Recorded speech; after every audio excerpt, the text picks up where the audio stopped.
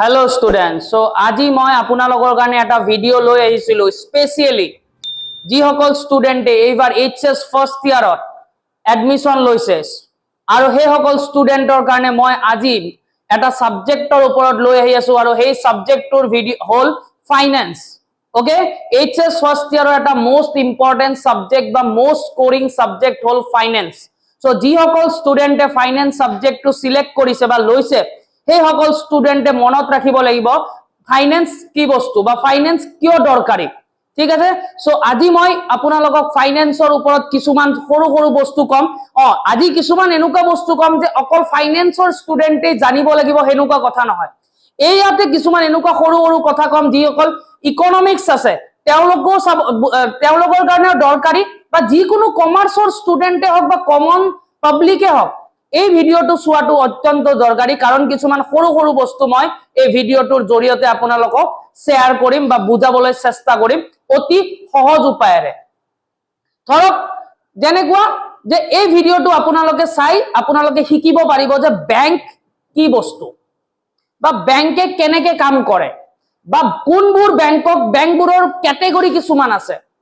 তো বেংকবোৰৰ কিছুমান ক্যাটেগৰি আছে মানে ক্লাসিফিকেশন কৰা আছে যে কিছুমান বেংক কিছুমান বেলেগ ক্যাটেগৰিত আহে তেওঁলোকৰ কামো অলপ বেলেগ সো আজি গুটেখিনি বস্তু মই যিমান পাৰো হিমান সহজে আপোনালোকক বেসিক আইডিয়া খিনি দিব গৈ আছো যি অকল ষ্টুডেন্টে ইতিয়া কলেজত এইবাৰ নতুনকে এডমিশন লৈছে এইচএস ফাৰ্স্ট ইয়াৰত কিছুমান কলেজৰ খুলি গৈছে ফাৰ্স্ট ইয়াৰৰ ক্লাস আৰু কিছুমান কলেজৰ ইতিয়ালৈকে খোলা নাই আগষ্ট মানৰ পৰা খুলিব সো তেওঁলোকে ঘৰতে বহি ফাইনান্স সাবজেক্টৰ বিষয়ে অলপ আইডিয়া ল'ব পাৰিব যে ফাইনান্স কি বস্তু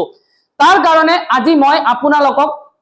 ফাইনান্সৰ ওপৰত ফাৰ্স্ট ইয়াৰৰ কাৰণে বুলি নহয় এটো সকলো ষ্টুডেন্টে জানা বহুত দৰকাৰী হয় তো অলপমান আপোনালোকক কিছুমান সৰু সৰু কথা মই ইয়াৰ জৰিয়তে বুজাবলৈ গৈ আছো তো আপোনালোকে আশা কৰো আপোনালোকে এই ভিডিওটো চাই ভাল পাব আৰু আমাৰ এই ভিডিওটো RNB কোচিং সেন্টাৰৰ ইউটিউব চেনেলটো আপোনালোকে লাইক শেয়াৰ এন্ড সাবস্ক্ৰাইব কৰিব আৰু যিমান পাৰে সিমান এই ভিডিওটো সকলোৰে মাজত আপোনালোকে যেন শেয়াৰ কৰে যাতে গাঁৱে ভূঞে থকা যিমান ষ্টুডেন্ট আছে সকলোৱে এই ভিডিওটোৰ জৰিয়তে ফাইনান্সৰ বিষয়ে বেসিক বস্তু কিছুমান শিকিবলৈ পায় সো আহক এতিয়া মই আপোনালোকক ফাইনান্সৰ বিষয়ে অলপ কিছুমান বস্তু ক'বলৈ গৈ আছো ঠিক আছে লেটস স্টাৰ্ট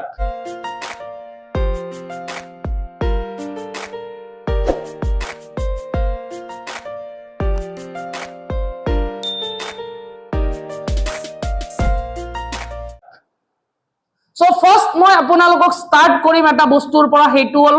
ব্যাংক কি হয় আপোনাৰ ব্যাংক তো ব্যাংক কি তো বহুত ষ্টুডেন্টে কয় ব্যাংক মানে কি তো ব্যাংক একো নহয় আপোনালোকে সকলোৱে জানিব ব্যাংক মানে হল bank is a financial institution কি হয় এটা ব্যাংক এটা বিত্তীয় প্ৰতিষ্ঠান bank is a financial institution কি হয় bank is a financial institution মানে বিত্তীয় প্ৰতিষ্ঠান bank is a financial institution ঠিক আছে সাপোজ মই এটা এক্সাম্পল দিছো যেনেকে RNB কোচিং সেন্টার তো RNB কোচিং সেন্টার কি হয় RNB coaching centre is a educational institution what institution educational institution ঠিক আছে সো কিয় RNB এডুকেশনাল ইনস্টিটিউশনস বুলি কলে আৰু ব্যাংকক কিয় ফাইনান্সিয়াল ইনস্টিটিউশন বুলি কলে কিয়নো ব্যাংক মানে হল ফাইনান্সিয়াল ইনস্টিটিউশন কারণ ব্যাংকে ডিল করে মানে কিহৰ লগত জড়িত ব্যাংক জড়িত হয় বা ডিল কৰে মানি এন্ড ক্ৰেডিট কিহৰ লগত ডিল কৰে মানি এন্ড ক্ৰেডিট মানে হল লোন কি হয় ক্ৰেডিট মানে হল লোন আৰু মানি মানে তো আমি জানোৱে ব্যাংকত আমি পইচা জমা কৰো তো ব্যাংকত আমি মানি সেভ কৰো কি কৰো সেভিং কৰো ঠিক আছে ঠিক তেনেকে যেনেকে RNB কোচিং সেন্টাৰ এটা কি এডুকেশনাল ইনস্টিটিউট কিয় ইয়াকটো ফাইনান্সিয়াল ইনস্টিটিউশন কব পাৰিলে হয় নকয় কিয়নো ই কিহৰ লগত ডিল কৰে ই ডিল কৰে এডুকেশনৰ লগত কিহৰ লগত ডিল কৰে এডুকেশনৰ লগত বুজি পাইছে নে আপোনালোকে সো সকলো ষ্টুডেন্টে বা যিকোনো মানুহে যদি চাই আছে আপোনালোকে মনত ৰাখিব ব্যাংক মানে কি যদি এক্সামত আহে বা এনেও আপোনালোক কোনোবাই খুদে ব্যাংক মানে কি bank is a financial institution কি হয় ব্যাংক এটা বিত্তীয় প্ৰতিষ্ঠান মানে ফাইনান্সিয়াল ইনস্টিটিউশন যোনে ডিল কৰে কি মানি আৰু ক্ৰেডিটৰ লগত ঠিক আছে তো ব্যাংক মানে আপোনালোকে বুজি পালে ওকে সো এটা আমি ব্যাংক মানে বুজি পালো সকলোৱে জানো এটা বেংক বিভিন্ন ধৰণৰ বেংক আছে আপোনালোকে সেই বেংক বিলাকৰ বিষয়ে জানিব লাগিব অলপ মানে বেংক কি কি প্ৰকাৰৰ থাকিব পাৰে তো বেংক আপোনাৰ বিভিন্ন ধৰণৰ থাকে ঠিক আছে সো আমি সবতকে প্ৰথমে জানিব লাগিব কি আৰবিআই কি আৰবিআই এটো নাম আপোনালোকে সকলোৱে শুনিছে হ'ব পাৰে সবে জানে তো আৰবিআই মানে কি ৰিজাৰ্ভ বেংক অফ ইণ্ডিয়া কি হয় reserve bank of India reserve bank of India মানে ভাৰতীয় ৰিজাৰ্ভ বেংক ঠিক আছে সো আৰবিআই এটা কি হয় ৰিজাৰ্ভ বেংক বুলি কয় মানে এটুক যদি আমি কওঁ ইংলিছত কয় সেন্ট্রাল বেংক বুলিও কয় সেন্ট্রাল বেংক বুলিও কয় সেন্ট্রাল বেংক বুলি কয় আরবিআই আরবিআই আমাৰ দেশৰ কেন্দ্ৰীয় বেংক কি বেংক কেন্দ্ৰীয় যদি আমি কব যাও এটো কি বেংক কেন্দ্ৰীয় বেংক বুলিও আমি কব পাৰো ঠিক আছে তো আৰবিআই যে সেন্ট্ৰাল বেংক কিহৰ কাৰণে আৰবিআই সেন্ট্ৰাল বেংক বুলি কলে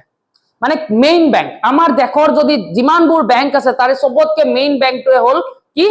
আৰবিআই সেন্ট্ৰাল বেংক বা কেন্দ্ৰীয় বেংক যোনে আমাৰ দেশৰ সকলো বেংক বিলাকক কি কৰে কন্ট্ৰোল কৰে বা ৰেগুলেট কৰে বা নিয়ন্ত্ৰণ কৰে বুলি কব পাৰি ধৰক কোনোবা এটা বেংক কোনোবা এটা মানে নতুনকে এটা বেংক খুলিব বিচাৰিছে তো সেই বেংকটো যদি নতুনকে বেংক খুলিব বিচাৰে তেওঁলোকে আৰবিআইৰ পৰা কাৰ পৰা আৰবিআইৰ পৰা কি লব লাগিব লাইসেন্স লব লাগিব মানে অনুজ্ঞাপত্ৰ লব লাগিব বুজি পাইছে নে আৰু যদি কোনোবা বেংকে তেওঁলোকে যদি ভালকে কাম নকৰে তো আৰবিআই তাত হেতু পাৱাৰ আছে বা ক্ষমতা আছে আৰবিআই তেওঁলোকৰ লাইসেন্স কি কৰি দিব পাৰে ক্যান্সেলও কৰি দিব পাৰে বুজি পালে নে আপোনালোকে সো আৰবিআই মেইন কামটোৱে হল কি নোট ইস্যু আৰবিআইৰ মেইন কাম কি নোট ইস্যু মানে নোট বনায় কি বনায় আপোনাৰ নোট বনায় ঠিক আছে আপোনালোকে কব পাৰে যে আৰবিআই নোট বনায় তো কয়েন্স কোনে বনায় এটো বহুত বাৰ আহে বহুত এক্সামত আহিছে কয়েন্স বা নোট কোনে বনায় তো নোট তো আমি গদিম পালো কোনে বনায় আপোনাৰ আৰবিআই বনায় যেনেকে 2 টকাৰ পৰা আপোনালোকে 2000 টকালৈকে আগতে নোট আছিল ইতিয়াটো 500 টকাৰ নোট আছে maximum currency highest denomination is 500 বাট আগত 2000 টকালৈকে যিমান নোট বনাইছে আজিলৈকে সব নোট কোনে বনায় আপোনাৰ আৰবিআই বনায় কিন্তু কয়েন্সবোৰ কোনে বনায় কয়েন্সবোৰ বনায় government of India finance department কোনে বনায় government of India finance department বুজি পালে নে আপোনালোকে এতিয়া আপোনালোকে কিছুমান বস্তু সৰু সৰু আজিকালি যেটো এমসিকিউ আহে এক্সামত তো কিছুমান মই আৰবিআই ৰিলেটেড সৰু সৰু এমসিকিউ আপোনালোকক কৈ দিছো যে আৰবিআই কেতিয়া এস্টাবলিশ হৈছিল আৰবিআই এস্টাবলিশ হৈছিল আপোনাৰ 1935 ত কিমানত এস্টাবলিশ 1935 ত আৰু আৰবিআই হেডকোয়াৰ্টাৰ আছে আপোনাৰ আৰবিআই হেডকোয়াৰ্টাৰ আছে মুম্বাই কোড আছে আপোনাৰ হেডকোয়াৰ্টাৰ আৰবিআই মুম্বাই লগতে মই আৰু এটা কথা কও আপোনালোকে এসবিআই ৰ হেডকোয়াৰ্টাৰ টো অলপ জানি থক এসবিআই ৰ হেড অফিস বা হেডকোয়াৰ্টাৰ কোড আছে আপোনাৰ মুম্বাইত আছে ঠিক আছে তাৰোপৰি আৰবিআই আৰু এটা কথা আপোনালোকে জানিব লাগিব যে আৰবিআই এস্টাবলিশ 1935 হেডকোয়াৰ্টাৰ মুম্বাইত কিন্তু আৰু এটা বস্তু জানিব লাগে যে আৰবিআইৰ গভৰ্নৰ কোন বহুতে কনফিউজ থাকে আৰবিআইৰ গভৰ্নৰৰ কথা নাজানে আৰবিআই গভৰ্নৰৰ নামটো বহুতে মানুহে নাজানে অকল যে স্টুডেন্টে জানে হেতু নহয় কমন পাবলিকও এটো নাজানে যে আৰবিআইৰ কাৰেন্ট গভৰ্নৰ কোন হয় তো আমাৰ কাৰেন্ট গভৰ্নৰ হল সঞ্জয় মালহোত্ৰা সো কোন হয় আপোনাৰ আৰবিআইৰ গভৰ্নৰ সঞ্জয় মালহোত্ৰা কাৰেন্ট বুলি যদি খুদে প্ৰেজেন্ট এতিয়া বৰ্তমান কোন আছে সঞ্জয় মালহোত্ৰা ঠিক আছে সো আপোনালোকে এখিনি বুজি পালে সো আৰবিআই আমাৰ দেশৰ কি সেন্ট্ৰাল বেংক আৰবিআইৰ মেইন কাম কি হয় নোট ইস্যু কৰা আৰু বেংকস বুৰক কি কৰা ৰেগুলেট বা কন্ট্ৰোল কৰাটোই হল আৰবিআইৰ কি মেইন ফাংশনস বা মেইন কাম বুলি কব পাৰে আৰু আৰবিআই নোট ইস্যু কৰে কিন্তু নোট মানে পেপার কারেন্সি হে বনায় কয়েন্স নবনায় কয়েন্স টু কোনে বনায় গভর্নমেন্ট অফ ইন্ডিয়া ফাইনেন্স ডিপার্টমেন্টে বনায় আৰু আৰবিআই কেতিয়া এস্টাবলিশ হৈছিল 1935 আৰু আৰবিআইৰ হেডকোয়াৰ্টাৰ কোড মুম্বাই আৰু আৰবিআই কি কৰে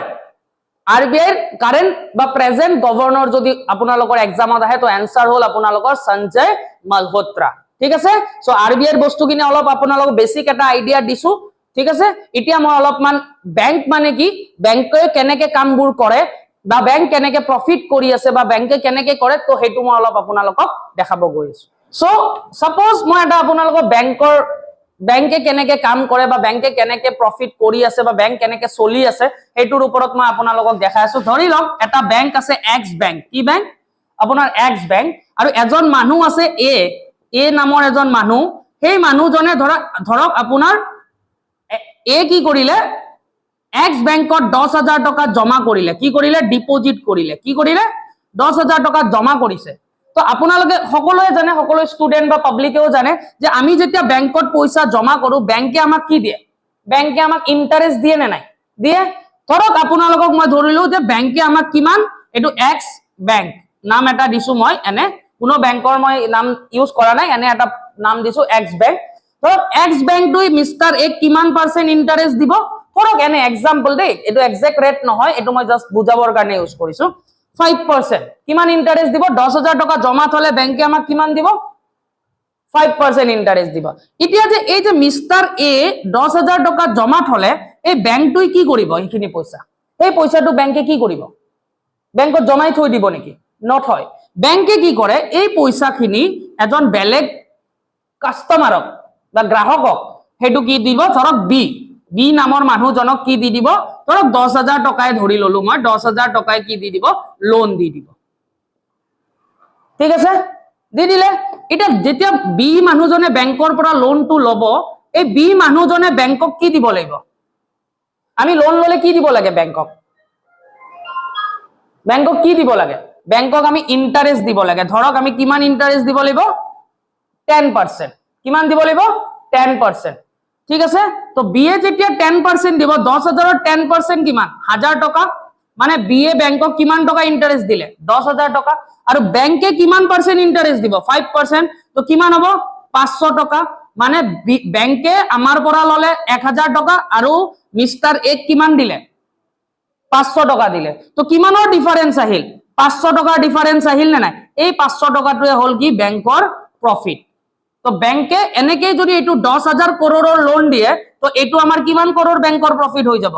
500 কৰোৰ টকাৰ প্ৰফিট হ'ব পাৰে। তো বেংকে এনেকেই চলি আছে, বেংকৰ খৰচ পাতি যিমান যি হয় বেংকে প্ৰফিটৰ পৰা বেংক এনেকে চলি আছে। তাৰে ভিতৰত কিছুমান এনেকুৱা গ্ৰাহক থাকে যোনে লোনটো লৈ নিদিয়ে, তেতিয়া বেংকৰ লসও হয়। তো সেই লস হলে সেইটো কি বুলি কয়, বেংকে যদি পইচাটো ঘূৰাই নাপায় তেতিয়া বেংকে সেইটো কি বুলি কয়, এনপিএ হোৱা বুলি কয়, কি বুলি কয়, নন পারফর্মিং অ্যাসেটস বুলি কয়, ঠিক আছে। সো এইখিনিয়ে হল অলপমান বেংক কেনেকে চলি আছে, বেংকে আমাৰ পইচাটোৱে লয় আৰু আমাৰ পইচা আমাক দিয়ে, আৰু তাৰ পৰাই বেংকে পাৰ্সেন্টেজৰ ডিফাৰেন্সটো দি বেংকে পইচা অলপ প্ৰফিট কৰি আছে, ঠিক আছে, বুজি পালে আপোনালোকে।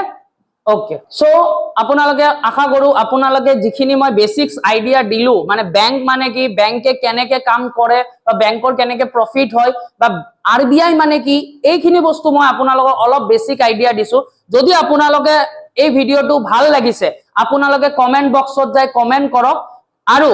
আমাৰ এই কোচিংটো এই ইউটিউব ভিডিওটোৰ জৰিয়তে মই এইটোৱে ষ্টুডেন্টক বুজাব বিচাৰিছো যে ফাইনেন্স বস্তু সাবজেক্টটো বহুত ইম্পর্টেন্ট সাবজেক্ট হয়, ইয়াতে বেংক রিলেটেড বহুত বস্তু থাকে। তো আপোনালোকে এইটো পঢ়িলে বহুত ভাল কিছুমান নলেজ লব পাৰিব। আমি যিমান পাৰো অনলাইন আমি মাজে মাজে কিছুমান ভিডিও লৈ আহো, আৰু আপোনালোকে যদি এই ভিডিওটো ভাল লাগিছে কমেন্ট কৰক, শেয়াৰ কৰক, সাবস্ক্ৰাইব কৰক। যদি আপোনালোকৰ বেছি সহাৰি পাও তেতিয়াহলে মই ইয়াৰে পাৰ্ট 2 যে কিছুমান যেনেকে ধৰক ডিফাৰেন্ট টাইপস অফ বেংকস আৰু আপোনালোকৰ ডিফাৰেন্ট টাইপস অফ বেংকস একাউন্টৰ ওপৰত মই অলপ আইডিয়া কৰিবলৈ চেষ্টা কৰিম। আৰু যদি কোনোবাই আমাৰ অফলাইন ক্লাছে জয়েন কৰিব বিচাৰে তো আমাৰ নম্বৰটো ডেসক্ৰিপচনত দিয়া থাকিব, আপোনালোকে অফলাইন ক্লাছৰ কাৰণে আমাৰ ভৰলুমুখ ব্ৰাঞ্চ নহলে বৰিপাৰা ব্ৰাঞ্চত আপোনালোকে যোগাযোগ কৰিব পাৰে। আমাৰ ফাৰ্ষ্ট ইয়াৰৰ ক্লাसेस স্টাৰ্ট হৈ গৈছে। সো থ্যাংক ইউ সো মাচ।